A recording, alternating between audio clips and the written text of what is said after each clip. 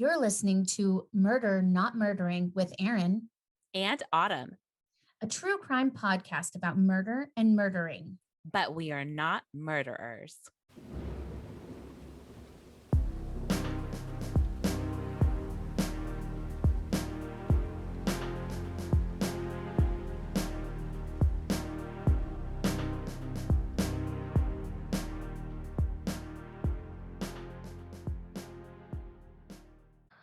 Welcome back, everybody, to Murder Not Murdering with Erin and Autumn.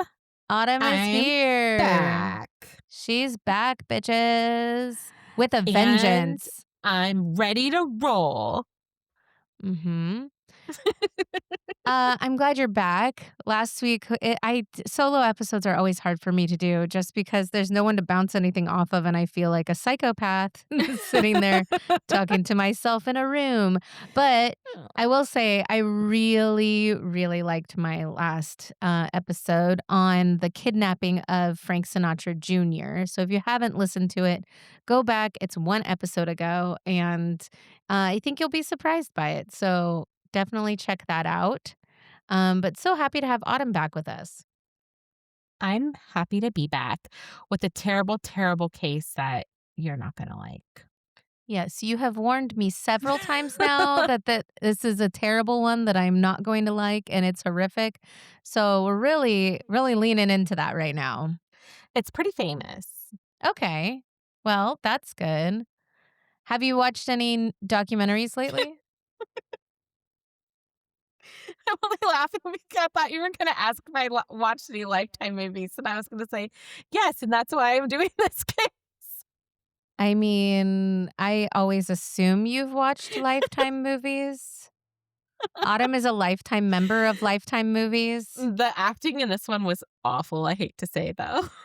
Who are the actors? I don't remember their names, but they weren't very good. Great. I'm sure they were very, very upper class famous actors. Actually, I'm pretty sure, like, one of them looked very familiar. I just can't place her name. Is she also in Christmas movies? No. This is very old. Okay. I always think it's funny that it's always the exact same people, just in a different order in all of the Lifetime Christmas movies. Or Hallmark or whatever it is. They're the same fair. actors. I feel like they put their names on dice, roll them, and then see who gets picked for that next one. But it's all the same people every time. I feel like you're right. They're like B actors from like TV shows we watched in the 90s, right? They're the side characters from Full House. They're the side characters from Boy Meets World or whatever, you know what I mean? They're all those people, or side characters in movies that we watched, but all from the 90s. But they're like our age now. Yep. I would have to agree. Yeah. But Autumn will watch all of those Christmas movies. Yes, I will. All year round or just during the holidays?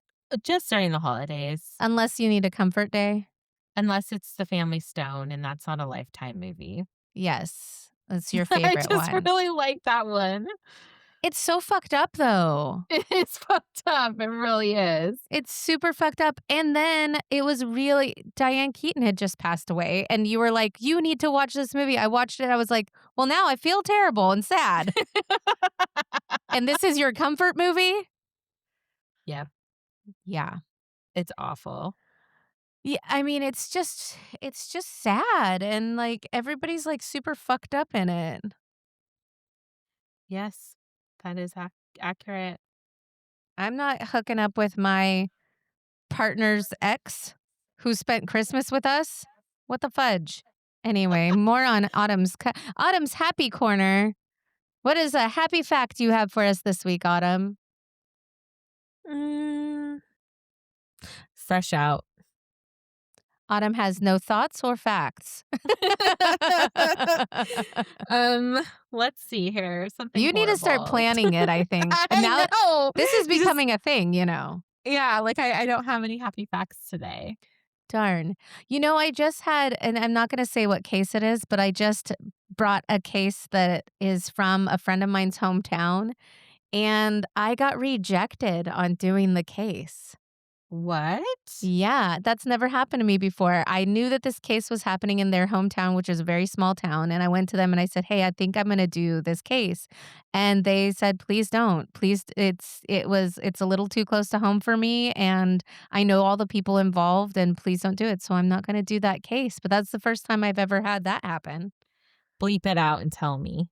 I will tell you after we record. Dang it. And then, if I remember even. We'll end and I'll be like, "Okay, love you, bye," and that'll be it, and no one will ever Accurate. know. Hashtag will never remember.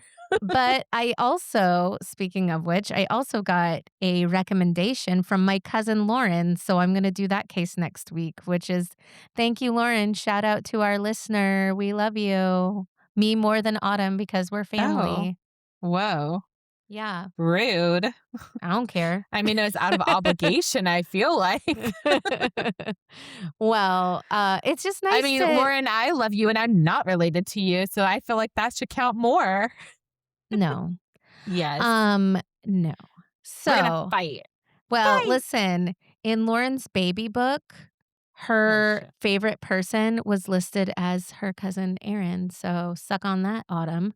Well, I wasn't around then, so she didn't have that You weren't opportunity yet. alive then? Rude. I JK. Autumn's older than me, guys, just so you're aware. I'm Oh very my young god. and spry. 6 months is hardly older. I do Pilates now. I'm very spry. Oh my god. Tim Here and we I do go. Pilates. Hot off the presses. Tim and I do Pilates now. We're Pilates girls, and it's a whole thing. Is this gonna become your entire personality? Yep, I'm only wearing athletic wear, whatever. I'm only wearing that from here on out. In fact, I'm wearing it right now. I'm not. I'm wearing So jeans. you could just Sorry. go to Pilates at any moment. You just never know when you got a Pilat. Oh my god. No, okay. So I am not an athletic person. I'm not naturally flexible. None of those things apply to me.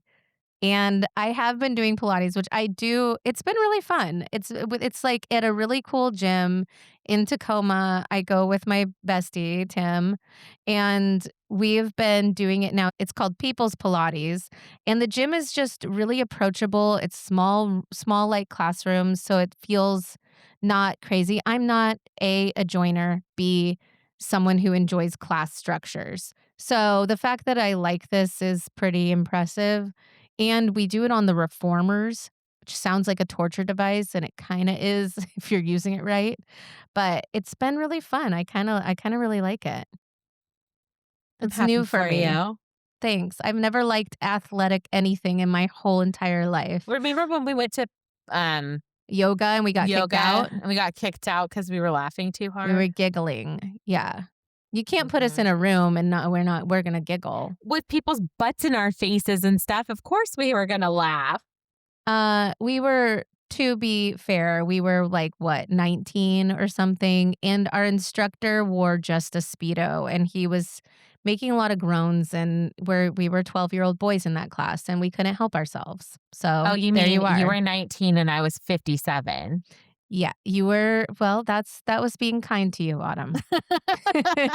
You've been a 60-year-old woman since I've known you. This is very true. What's I'm an old bedtime? soul. Tell me, what is 9 bedtime? PM. I can There you barely stay go. awake past that. If you catch me up past that time, it's unusual. Yeah. Well, I mean, you go to bed at that time, but you don't go to sleep at that time, right? You're watching a murder show, I assume. I fall asleep watching a murder show, so Yeah. probably between 9 and 9:30, that's when I'm actually falling asleep. But Autumn does get up super early, I so I'll do, give her yes. credit for that. I'm not Like an early riser.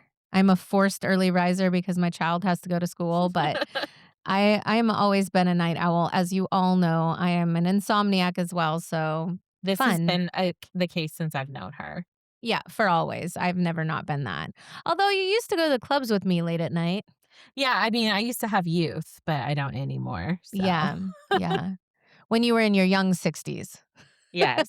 I mean, I've always been an early riser, but, I mean, I wake up because Dustin wakes up so early. I'm usually up by Yeah. 5. Ugh, gross.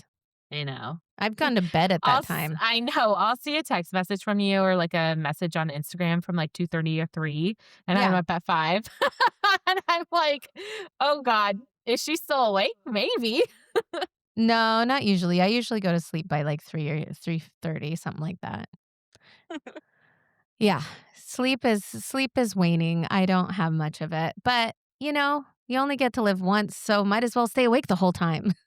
The whole time. The whole time. Sometimes I feel like Elf, like I got a whole 30 minutes. It's a struggle for me. I wish I slept more. I wish that was the case, but it's not always in the cards that way. No, Thanks, anxiety. you've never really been a sleeper. No. Um, but anywho, I do want to know about this horrific, terrible, awful, Yeah. no good. No good, terrible day. Yep. And then by the end of this case, Autumn's going to give us a happy fact. I don't think so. It's going to come to you while I read my case. Oh, well, I actually know a happy fact. Oh, so then what are you It'll holding out happen on? nope, it'll happen in the middle now that I remembered something. So Okay. hold on for it. Waiting on bated breath. That's a good idea. Mm-hmm. Just don't die during the podcast because you have to edit it for us, please. Why am I dying? You said bated breath, and I said, yeah, just don't. Okay.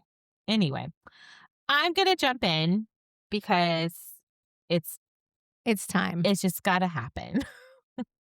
I need to And know. you might know it, you might not. It's pretty famous, but I don't know if we'll see if you know it. I feel like famous is always relative to us because when you spend a lot of time researching or searching for cases, the same ones come up often. So to me, I'm like, oh, those are the famous ones, but they're not always the ones that everybody knows just because I see them often. You know what I mean? Yeah, but I'm pretty sure people know this one. All right, lay it on us. John Bonet. No, I'm kidding. I would definitely give you way more warning. Heard of it. Never. Never. Anyway, okay. Ted Here Bundy. we go. Yeah, Ted Bundy. Okay. Anyway, here we go. Okay. What are you, Snoop Dogg? What the? Yeah, apparently. Now we know. Okay. Now I'm going to get into the serious, sad story. While giggling. Okay. While giggling. I have to stop laughing. Deep breath. Deep breath. Tell us something bad. Okay, here we go. On May 31st, 1985, in a quiet suburban neighborhood outside of Columbia, South Carolina, a 17-year-old girl walked toward her front door after finishing her final exams, carrying with her the ordinary anticipation of summer break. Her name was Shari Faye Smith, and nothing about that afternoon suggested it would be remembered decades later as the beginning of one of the most psychologically disturbing criminal cases in the state's history. She had driven herself home from school. Her car was parked near the mailbox. Her purse was later found inside the vehicle. There were no visible signs of a struggle, no shattered glass, no overturned belongings. The scene was quiet, deceptively quiet. The kind of stillness that only later reveals itself to have been the calm before devastation. Somewhere between stepping out of her car and reaching the safety of her home, Shari disappeared. When she did not arrive at her boyfriend's house as planned, concern began to spread. Within hours, her family and law enforcement understood that something was wrong, though no one yet grasped how prolonged and intimate that wrong would become. Because this was not a disappearance that would unfold silently. This was a crime in which the perpetrator insisted on being heard. Shortly after Shari vanished, her parents received a phone call from a man who spoke with unnerving composure. He told them that he had their daughter. He told them she was alive. He assured them that she was safe for the moment. And then he did something that transformed this from a kidnapping into psychological torture. The kidnapper instructed the family not to contact the police, warning that cooperation was the only path to Shari's survival. But police had already been notified, and very quickly the investigation expanded beyond a local search effort.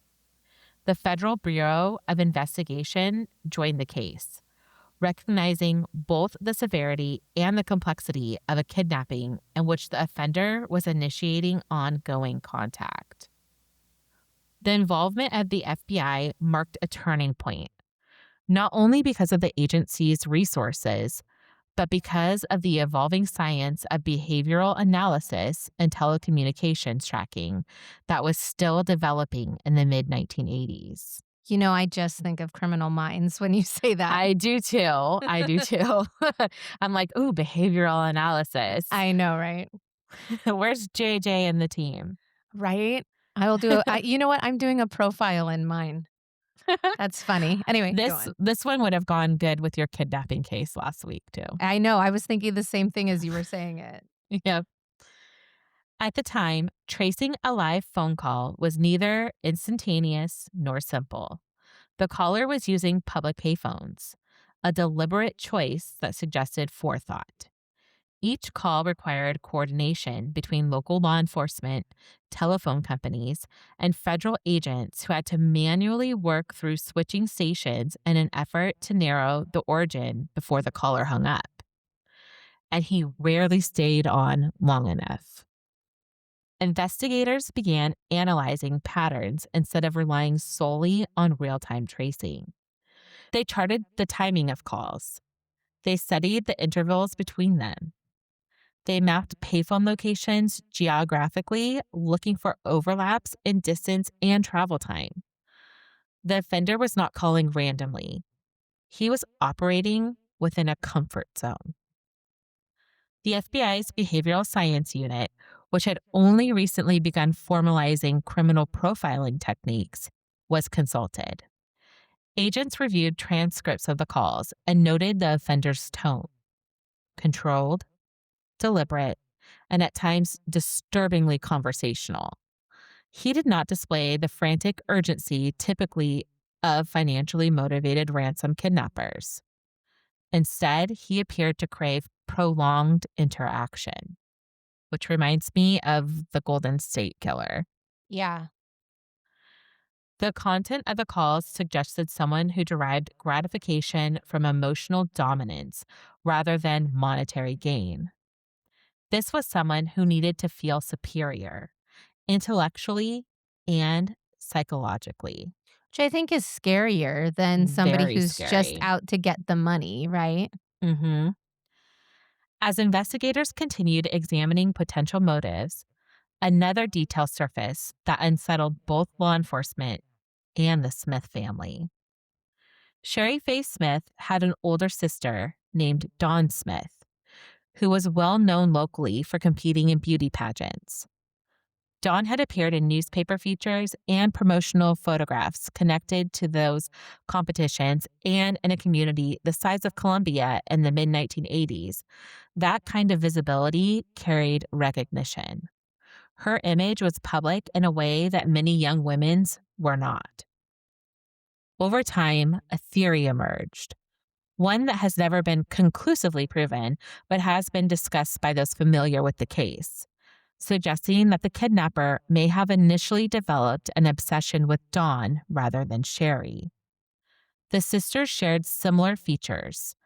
Both were blonde, close in age, and bore a strong familiar resemblance. From a distance, particularly in a brief moment, such as someone stepping out of a car and walking quickly toward a house, it is not unreasonable to imagine that they could have been mistaken for one another. Because Shari was abducted in a matter of seconds from her own driveway, some have questioned whether they may have believed, at least initially, that she was not being targeted, that the target was mistaken identity. Yep, that the target was Dawn, and only realized afterward that he had taken the younger sister. There's no confession or direct evidence confirming that was the case. However, the kidnapper's prior arrests for voyeurism and his documented pattern of watching women from a distance lend psychological plausibility to the idea that his fixation may have been visually, possibly through photographs, possibly through public appearances, long before the abduction itself. If the obsession began with Dawn, it suggests a motive rooted in fantasy construction.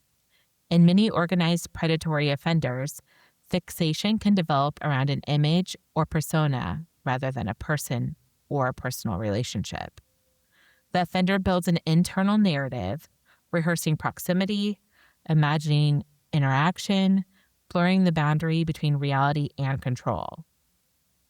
What remains clear is this: regardless of where the fixation began, the calculated cruelty that followed was directed at Shari and her family. The sustained phone calls, the deliberate extension of suffering, those actions were not accidental. They were purposeful and they were personal.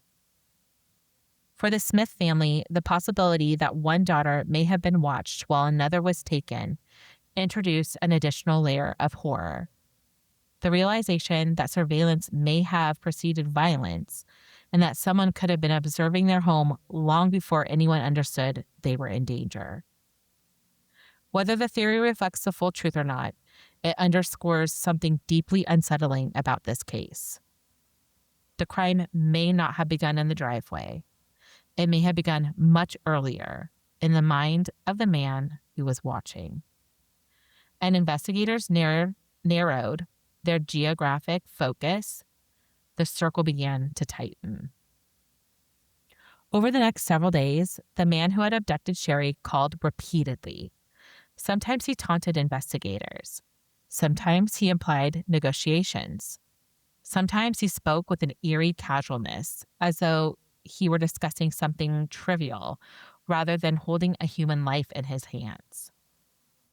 In one of the most devastating developments, he forced Shari to write a 2-page letter that was later described as a last will and testament. That's sad. In it, she spoke about her family, her possessions, and her love for those she believed she might never see again. It is difficult to overstate the cruelty of that act. To compel a young woman to write out her own last will and testament, knowing that this meant she would not survive this ordeal. During one of his phone calls with Dawn, which was Shari's sister, he accidentally let it slip that all I wanted to do was make love with Dawn, instead of all I wanted to do was make love with Shari. Dawn and Shari had a striking resemblance, and so it was thought he mistook Shari for Dawn. His fixation on Dawn only grew as time passed and made many more phone calls. On June 5th, 1985, the caller informed Shari's family that she was dead and provided directions to her body. She was found in a wooded area. She had been suffocated. She was 17 years old. Even after her death, the calls did not immediately stop. The man continued to insert himself into the investigation. That is awful. Like, if you already went through this, yes, this is too much. Like he's just torturing them. Mm-hmm. The man continued to insert himself into the investigation, offering statements that alternated between confession, fabrication, and manipulation. He appeared to derive not only control from the abduction itself, but sustained gratification for prolonging the anguish of those left behind. As investigators worked to trace the calls, a name began to surface repeatedly: Larry Gene Bell. Bell was 38 years old at the time. He lived in the Columbia area and worked as an electrician's assistant. On the surface, he appeared unremarkable, a man who blended into the background of everyday life.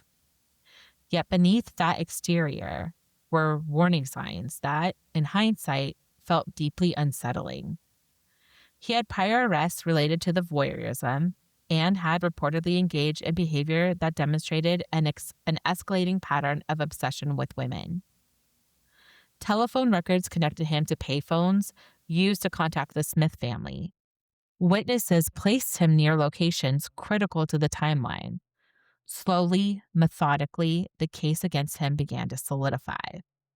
And then, before the investigation into Shari's murder had even fully settled, another child vanished.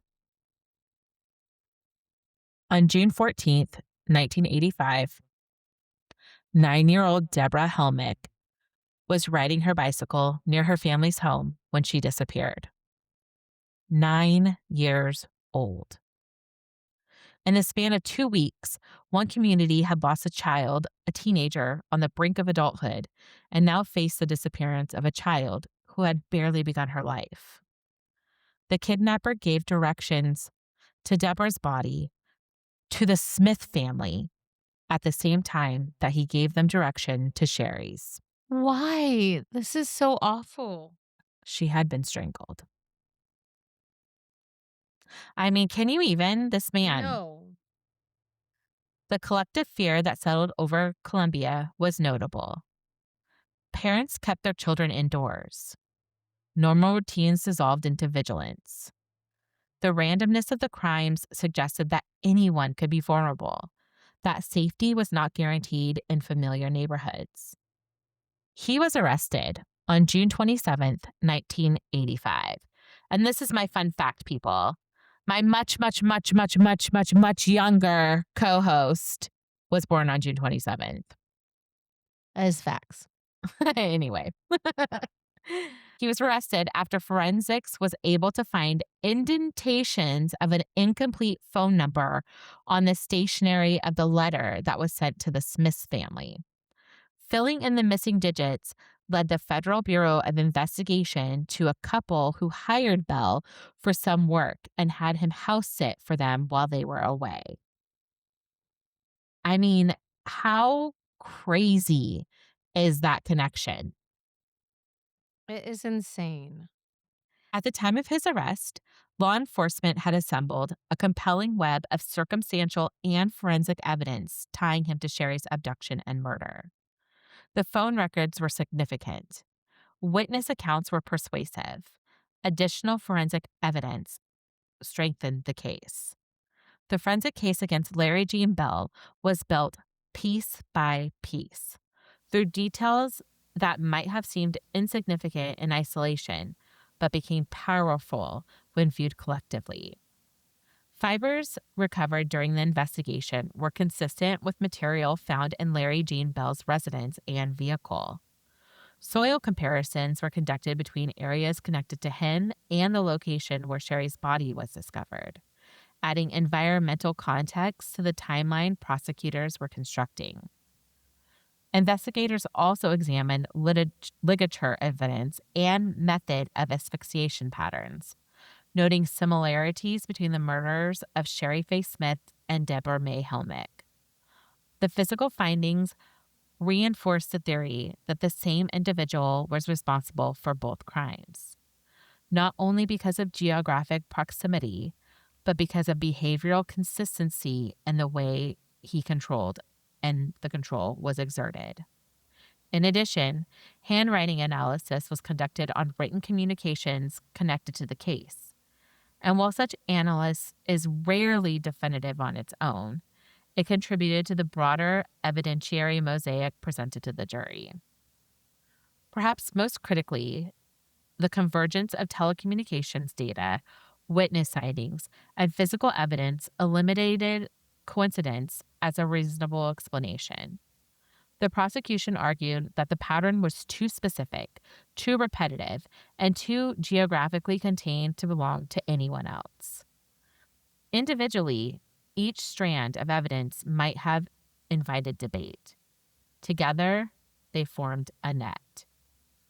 The evidence against Larry Jean Bell was built on small, individually explainable details that, when assembled, formed a cohesive and deeply incriminating picture.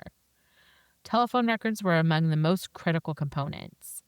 Investigators were able to correlate the timing of Larry Jean Bell's known movements with the timing of the calls made to the Smiths family. Witnesses placed him near specific payphones during key windows and employment records established when he was not at work. The synchronization between call logs and his availability began to erode any plausible alibi. Forensic examination of Shari's remains provided additional clarity. Although the cause of death was determined to be suffocation, investigators also documented fibers and trace materials consistent with the interior of Larry Jean Bell's vehicle and residence. Fiber comparison analysis in the mid-1980s relied heavily on microscopic examination, evaluating color, diameter, cross-sectional shape, and dye composition. While not as definitive as DNA testing would later become, the presence of fibers consistent with Larry Jean Bell's environment strengthened the case. Soil samples collected from the location where Shari's body was discovered were also compared to soil found on Larry Jean Bell's belongings. Forensic geology can be remarkably persuasive. Soil carries unique combinations of minerals and organic matter that vary by region. The similarities were consistent with contact between Larry Jean Bell's vehicle and the recovery site. In addition, handwriting analysis was conducted on letters sent to the Smith family after the kidnapping. Forensic document examiners evaluated slant, pressure patterns, letter formations, spacing, and rhythm. Though Larry Jean Bell attempted to disguise his writing, experts testified that the characteristics aligned with known samples of his handwriting. None of these elements alone would have guaranteed conviction. Yet, even in custody, Larry Jean Bell attempted to maintain control of the narrative. Of course He he made did. He's a he made psychopath. he's totally a psychopath. He made statements that implied Shari had remained alive for longer than she had. Comments widely interrupted as deliberate attempts to deepen her parents' suffering. He shifted between denial and disturbing displays of self-importance, at times appearing to relish the attention that surrounded him. In 1986, he was convicted of kidnapping and murdering Shari Faye Smith and sentenced to death. He was later convicted and sentenced to death again for the murder of Debra Helmick. During the trial, observers described Bell's demeanor as detached, occasionally inappropriate, though psychiatric evaluations ultimately determined that he was competent to stand trial and understood the nature of his actions. What made this case especially chilling to criminologists and investigators was not only the violence, but the psychological layering, the sustained manipulation, the calculated prolonging of grief, the deliberate intrusion into mourning. This was not impulsive rage. It was structured cruelty. Behavioral analysis later categorized the crimes as power, control motivated, rather than purely sexual or financially driven. While sexual elements are often assumed in cases involving abduction and asphyxiation, what distinguished this offender was the overt emphasis on domination through communication. He did not simply silence his victims. He amplified their voices for his own purposes. Forcing Shari to write her own last will and testament extended the crime beyond the physical act of murder and into the psychological realm of staged inevitability. It allowed him to choreograph despair.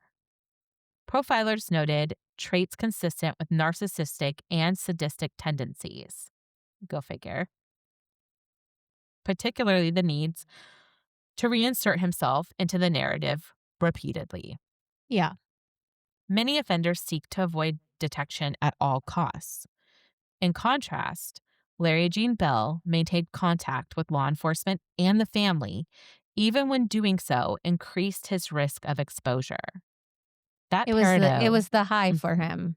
Yes, 100%. That paradox suggests that the attention itself may have been part of the reward. Mhm. There was also evidence of organized offender characteristics, advanced preparation, selection of a vulnerable victim with a familiar territory, use of payphones to reduce traceability, and efforts to control timing. Yet, alongside that organization was an impulsive arrogance, the belief that he could outmaneuver investigators indefinitely. In modern criminology discussions, this case is often cited as an example of how psychological gratification can supersede self preservation. The need to feel powerful became stronger than the instinct to remain free. And that imbalance ultimately contributed to his capture. Experts also noted the performative elements of his behavior. He appeared to crave acknowledgement of his intelligence and superiority, frequently inserting himself into the investigative developments. This need for recognition aligns with narcissistic traits often observed in organized offenders. Individuals who plan their crimes, minimize physical evidence, and believe themselves capable of outmaneuvering authorities. Yet, what complicates a profile is the ordinariness of his external life. He maintained employment, he functioned socially, he did not fit the stereotype of visible chaos. That duality, outward normalcy paired with internal deviance, is one of the most unsettling aspects of organized predatory behavior. The calls, the letters, the calculated prolonging of contact, these were not afterthoughts. They were extensions of the crime itself. Bell remained on death row for more than a decade as appeals moved through the legal system. His attorneys challenged procedural elements of the trial and raised questions regarding his mental health. But the conviction stood. Good. On October 4th, 1996, he was executed by the electric chair in South Carolina. He was 46 years old. Shari would have been in her late 20s. Debra would have been entering adulthood. Time moved forward for everyone except the two girls whose lives had been permanently interrupted. It is easy in cases like this to allow the perpetrator's behavior to dominate the narrative, particularly when that behavior was so intentionally performative. But at the center of this story are two young people whose futures were expansive and unknowable. Shari was described by those who loved her as thoughtful, ambitious, and deeply connected to her family. Debra was a child who rode her bike on a summer afternoon, unaware that danger could exist so close to home. Their absence reshaped their families' lives in ways that cannot be quantified. The Smith family, in particular, endured a uniquely harrowing ordeal because of the forced communication during the kidnapping. Their experience influenced how law enforcement agencies later approached ransom calls and crisis negotiation strategies, contributing to the refinements in protocol designed to prevent offenders from exploiting families in similar ways.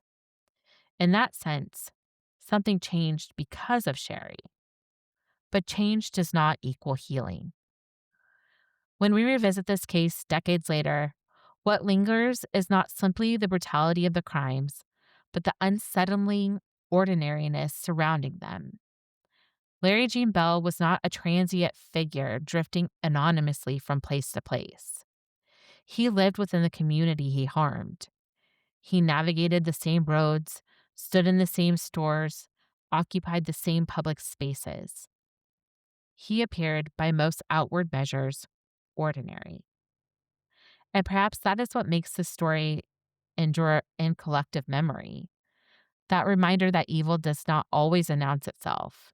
Sometimes it comes from a payphone, inserting itself into a family's living room and refusing to leave. Shari Faye Smith walked towards her front door on a warm May afternoon, believing she was home. Debra Helmick rode her bicycle in her own neighborhood, believing she was safe. Those small, ordinary beliefs were shattered. And yet, even now, their names are spoken with care, with tenderness, with remembrance. not because of the man who harmed them, but because they mattered. Notable, I wanted add this little bit in here. Larry Jean Bell was also suspected in the disappearance of 21-year-old Denise Newsom Porch, who was last seen in Charlotte, North Carolina on July 31st, 1975. 7 years after her disappearance in 1982, her family had her proclaimed legally dead. Bell is a potential suspect in the Porch case, since he was a former electrician who, in 1975, resided around 300 yards away from the Yorktown apartments where Porch worked as a manager. He was never formally charged in connection with her disappearance. My sources were Victim of Beauty, the Dawn Smith story, ID Channel, Eyewitness, the Smith sisters, Forensic Files, Last Will, ID Channel, Paula Zahn, 1 Month of Terror, Wikipedia, the Charlotte Observer, the New York Times, South Carolina Department of Corrections execution records. Well, that was really sad and really awful, and the prolonged harassment is just Mhm. unfathomable. Unfathomable. Erin, he was asking to speak to her sister, and investigators believe that Shari died within 12 hours of being kidnapped, Yeah, and he was calling them for weeks, that's just awful. saying she was alive and that she was okay and that he just wanted to talk, and the whole time she was dead.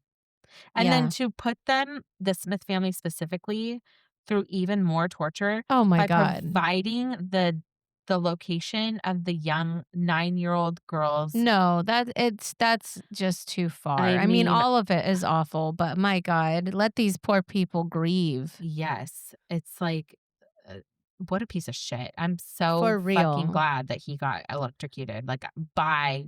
See you never. It's interesting though, so everybody knows Autumn when she was going to record with me last week, would have been doing this on the same episode as my Frank Sinatra Jr. kidnapping, which Mhm. we didn't know we were both doing No. kidnappings. But also my case surrounded payphones, that they used payphones throughout it. Mhm. We see that a lot in the older cases, in just that was a way to get away with things. Mhm. You couldn't trace it as well. So, It took a interesting that. lot more effort to trace them. And there was another connection too, because one theory was that the main suspect in Frank Sinatra Jr. was obsessed with his sister, Nancy. So it's Yep. kinda interesting that we had those That 2 would have been connections. really, yeah, that would have been, really ironic, the But you're gonna connections that be we would have. surprised because we have a lot of connections in my case that I'm doing this week too. Just crazy. That is crazy. I know. We're just on the same wavelength crime-wise currently, I guess. Not committing them, JK. Or am I? I don't know. Anyway, we're gonna go on to my case, which, takes place weirdly, as I've talked about before, one of my favorite movies ever is Auntie Mame, and she lives at number 3 Beekman Place in New York City, and my case takes place at Beekman Place. Anyway, I'm not giving you a title for this one. I'm just jumping right in. New York City, Friday afternoon, April 10th, 1936. Beekman Place was quiet that day. It's a small street tucked along the East River, elegant townhouses, polished brass nameplates, and the kind of buildings where successful professionals lived: writers, doctors, radio executives. Inside one of those apartments lived a young woman named Nancy Titterton. She was a writer, 34 years old, talented, ambitious, and by all accounts living a promising life in Manhattan with her husband, who was an NBC executive and an Englishman, Louis Henry Titterton. They met when Nancy worked for the New York Post, and they were happily married in 1929. One of her works was honored with the cover of Story magazine in 1935, to which afterward she was offered a book deal following the publication of a different short story. So in 1936, she was beginning to write her very first novel. On that Friday afternoon, something had already gone terribly wrong inside her apartment. Around 3 p.m., two furniture repairmen arrived at the building. They had come to return a sofa that had been taken away days earlier for repairs. One of them knocked on the door. No answer. They knocked again. Still nothing. Now, apartments in the 1930s Manhattan were not always locked during the day. People came and went constantly, delivery men, cleaners, repair workers, so the men pushed the door open. Inside, the apartment was quiet. Too quiet. One of them called out, "Mrs. Titterton!" Nothing. They walked further inside, and one of them noticed the bathroom door. It was partially closed. When they pushed it open, they saw her. Nancy Titterton was laying inside the bathtub, her body twisted in an unnatural angle. A piece of clothing was wrapped around her neck. Her hands were tied. She was not moving.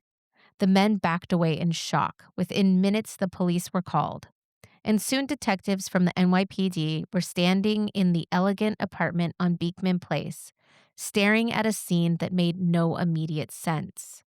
There were no signs of forced entry, no obvious struggles in the living room, no missing valuables, just a murdered woman in a bathtub, and a mystery that would soon consume the entire city.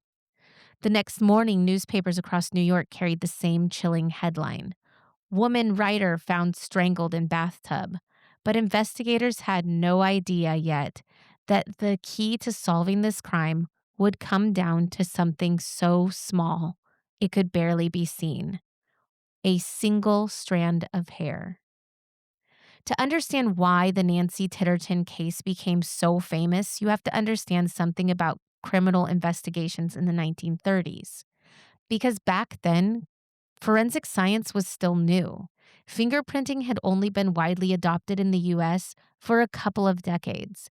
DNA testing didn't exist, and crime labs were rare. Most investigations relied on witness testimony and confessions. But New York City had something unusual: a laboratory run by a man who believed that chemistry could solve crimes. That man was Alexander Gettler. Gettler worked for the office of the New York City Medical Examiner, and he was widely regarded as one of the first true forensic scientists in the United States. He studied poisons, fibers, hair, blood, any microscopic trace that might reveal what had happened during a crime. One colleague described Gettler this way: he believed that the laboratory could tell a story when witnesses could not. And he was right. Gettler had already solved several notorious cases using chemical analysis. He had identified poisons that killers thought were undetectable. He had traced residues on clothing. He had analyzed blood patterns and fibers, and he had developed a reputation for patience. He once reportedly said, "The smallest clue, if properly examined, can reveal the truth." That philosophy would prove critical in the Titterton investigation, because when detectives brought the evidence from the Beekman Place apartment to Gettler's laboratory, it didn't look like much: a small piece of cord and a single strand of hair. To a forensic chemist, those tiny traces were a starting point. Hair analysis in the 1930s relied on microscopy. Under magnification, hair reveals structural details invisible to the naked eye. Human hair typically has a distinct medulla, a central core running through the strand. Animal hair looks different. The strand found at Nancy Titterton's apartment lacked the characteristics of human hair. Instead, it had a pattern typical of horsehair. At that time, horsehair was commonly used as stuffing inside upholstered furniture, sofas, chairs, mattresses. So the discovery immediately suggested something important. That hair likely came from furniture upholstery. That meant the killer had probably been in contact with furniture stuffing. Detectives began asking a simple question: Had anything in the apartment recently been repaired? As we already know, the answer to that question was yes. The sofa had been taken away for reupholstering, and the shop that handled it, that sent those two workers to the apartment only days earlier, were the same people that found the body. Suddenly, that single horsehair became a roadmap pointing investigators to potential suspects. The second piece of evidence was the cord used to tie Nancy's hands.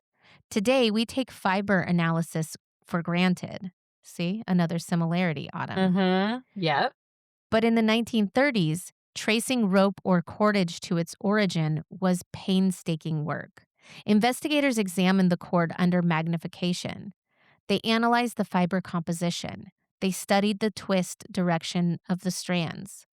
And they compared the material to samples from rope manufacturers. Eventually, the cord was traced to a supplier that ships materials to upholstery businesses, including the shop where one of the furniture workers worked at.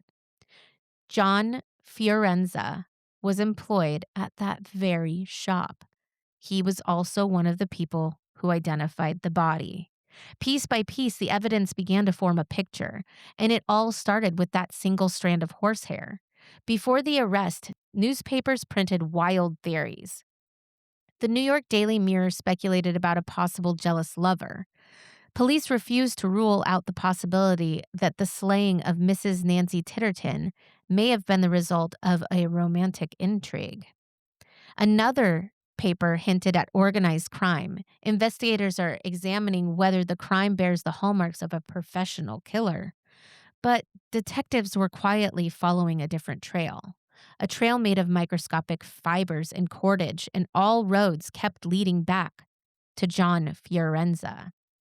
An attempt to understanding John Fiorenza requires looking at the circumstances of his life. He was only 21 years old when Nancy Titterton was murdered.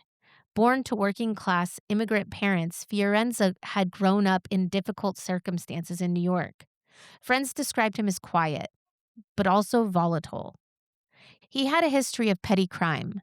Police records showed previous arrests for burglary and assault, and coworkers later said that he was prone to strange obsessions.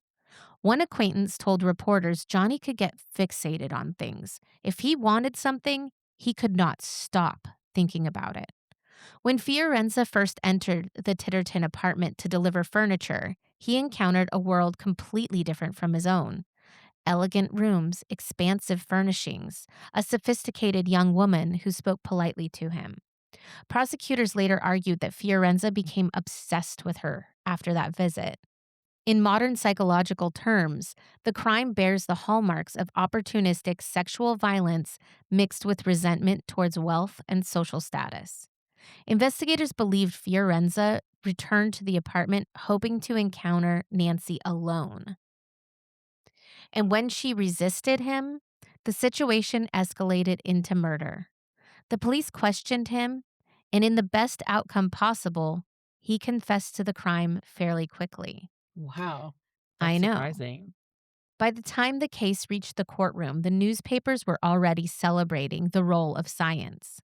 One editorial declared, "In the modern age, the criminal may hide his face, but he cannot hide the evidence." The murder of Nancy Titterton had become something more than just a sensational crime. It had become proof that forensic science was changing the way murders were solved. By May of 1936, the courtroom in Manhattan's General Sessions Building was packed. Reporters sat shoulder to shoulder in the press benches. Sketch artists sharpened their pencils. Spectators filled every available seat. Because the trial of John Fiorenza had quickly become one of the most talked about criminal cases in New York City. At the center of it all was the brutal killing of Nancy Titterton, a young writer, the wife of a successful radio executive, murdered in her own apartment on Beekman Place. And the prosecution believed the evidence against Fiorenza was overwhelming. But the defense had a strategy. They would challenge the science. One of the most dramatic moments in the trial was when prosecutors called forensic experts to explain the microscopic evidence. The courtroom reportedly grew very quiet as the witness described the single strand of hair recovered in the apartment. The prosecutor asked, "Can you tell the jury what you determined that hair to be?" The witness answered calmly, "Yes." Under microscopic examination, the specimen was identified as horsehair. A murmur reportedly moved through the courtroom. The prosecutor continued, "And where would one normally encounter horsehair of that type?" The answer came quickly. Horsehair is commonly used in stuffing of upholstered furniture. The implication was obvious. Someone connected to furniture repair had likely been inside the apartment, and that led directly to the upholstery shop where Fiorenza worked. But the defense attorney stood up. He paced slowly before the jury, and he turned towards the witness. "Is it not true that horsehair might be found in many places?" The witness admitted that it could. But then the prosecution introduced another piece of evidence, the cord that had been used to bind Nancy's wrists. That same cord was found at the upholstery shop. The prosecutor held it up before the jury and asked, "Is this the same material supplied to the establishment where the defendant was employed?" The witness responded, "Yes. The fibers and construction are identical." Gasps were reportedly heard in the courtroom. For the prosecution, the combination of the cord, the hair, and the fact that they had a confession created a powerful case. Then came the moment that everyone in the courtroom had been waiting for, the reading of Fiorenza's confession. A detective took the stand and began reading the statement aloud. The room reportedly became so quiet that reporters later said you could hear the scratch of pencils as they took notes. The confession described how Fiorenza had returned to the apartment, how Nancy had opened the door, how the situation escalated. According to the statement, Fiorenza admitted that when Nancy resisted him, he grabbed her by the throat. And then the detective read this line slowly. He stated that he seized Mrs. Titterton by the throat and strangled her to death. Some observers, and she was also raped, but they don't talk about that much in the case. Some observers were later reported that members of the audience were visibly shocked. The brutality of the crime was undeniable. The jury deliberated for hours. Outside the courthouse, crowds gathered waiting for a decision, and finally the jury returned. A hush fell over the courtroom. The foreman stood. The verdict: guilty. John Fiorenza was sent to Sing Sing prison, and on January 22nd, 1937, he was executed by the electric chair. Another connection, Autumn. Mm-hmm. Newspapers reported that Fiorenza showed little emotion as the decision was read. Within hours, headlines appeared across the city. Horsehair clue convicts killer. Another declared Fiorenza guilty of bathtub slaying. Justice, at least in the eyes of the law, had been delivered. But the story of Nancy Titterton was about more than the man who killed her. It was about the life that she had been building before that terrible day. In the weeks after the trial, many newspaper stories began to focus on something different. Not the killer, but the victim. Friends described Nancy Titterton as thoughtful and talented, someone who had always loved literature, someone who had always dreamed of becoming a novelist. She had already published short stories. In the year of her death, she had begun working on her first full-length novel. One friend told reporters Nancy had the kind of imagination that made every conversation interesting. Another remembered her warmth and her humor. She was a person that people liked immediately. Her husband, Louis Henry Titterton, rarely spoke publicly after the trial. Friends say that the loss devastated him. Their apartment on Beekman Place, once filled with manuscripts, books, and music, became a painful reminder of what happened there. Nancy's novel was never completed, and her name would be forever linked with one of New York's most infamous murders. The murder of Nancy Titterton might have easily have remained unsolved. The killer left very little behind, no fingerprints that could identify him, no witnesses, no obvious motive, just a piece of cord and a single strand of hair. But those traces were enough, because investigators in New York began to understand something new. Science could reveal what human eyes could not.